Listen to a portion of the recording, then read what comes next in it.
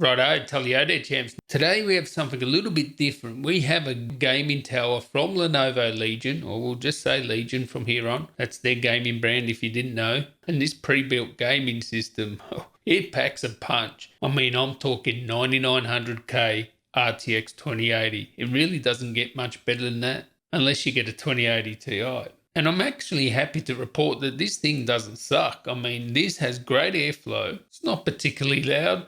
Gets pretty much most of the performance out of these parts. In actual fact, by pure coincidence, we just actually built a custom PC with the same exact parts, RTX 2080 and 9900K. And stock, they benchmark pretty much exactly the same. If I overclock the custom one, yeah, alright. There is a difference. And this is for someone that doesn't want to mess about. And for that, you get Lenovo's full backing, the full support, you get the full warranty. And the thing about custom PCs is they're all fine when they work, but when they don't work, if you haven't got parts on hand, you're screwed. And this comes with a keyboard and mouse. So of course, this is the best one you can get. It has the liquid cooling as well. 120mm radiator there. It's perfectly fine for this. In its stock configuration, 500 watt power supply, 16 gigs RAM. As I said, RTX 2080, Intel 9900K, overclockable, and we have 16 gigabytes of RAM. So this thing will be able to play 4K gaming at 60 frames per second. No problems there.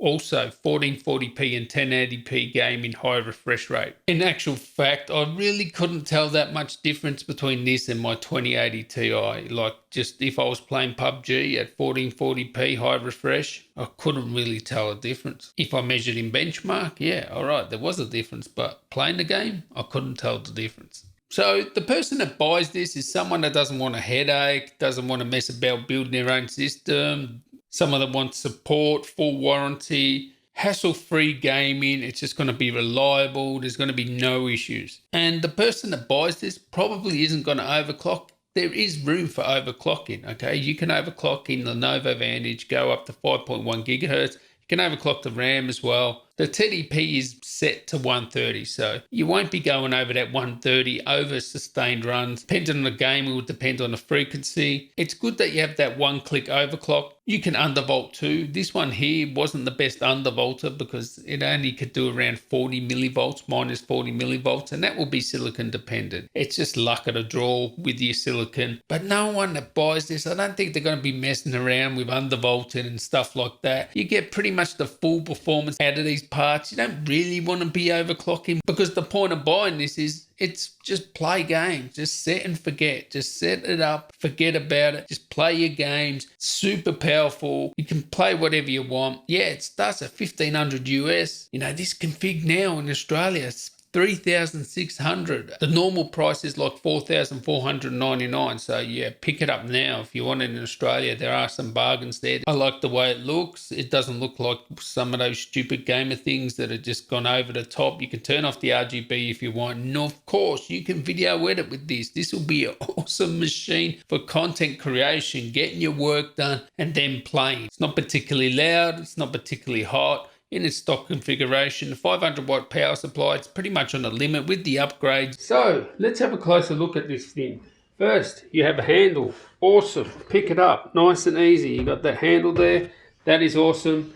We'll have a look inside in a sec. First, we'll look at the I/O. We have on the top here the power button, headphone microphone jack, and 2 USBs at the front. So that's awesome. Let's have a look around at the back. And we have a loader through USB 3 Type A's, gigabit Ethernet, headphone out, and depending on what graphics card you'll get with this RTX 2080, you do get, you know, USB-C here. So I can indeed confirm if you connect to a monitor that has Ethernet, Ethernet will pass through that as well as signal.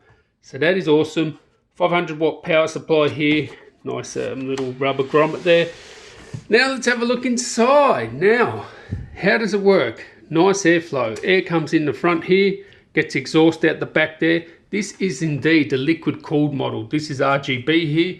We have 2 RAM slots, okay? So you only have 2, so you can get actually 32 gig sticks. So you can possibly put 64 gigs in here. You have the M.2 here. You only have 1 of those, and that's for the SSD there. We have 3 SATA ports, and they're all being used at the moment. Of course, you can take those out and configure them whichever way you want. Normal person's not going to do that. We have the MSI graphics card there. Actually works quite well, I would say. Very good. It's not that loud. Actually has a bracket here to keep it in. I don't think you'll be fitting a longer card than that. So yeah, be careful. You can, of course, take this out and put a new graphics card in. Just make sure you measure it out there. You don't want it butting up against, you know, the metal there.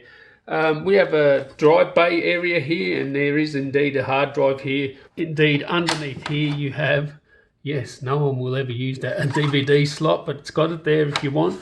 I would be taking that DVD slot solder out and then just putting something else there. As I said, the 500 watt power supply, nice and neat inside. Nothing bad to say about it. The airflow's good.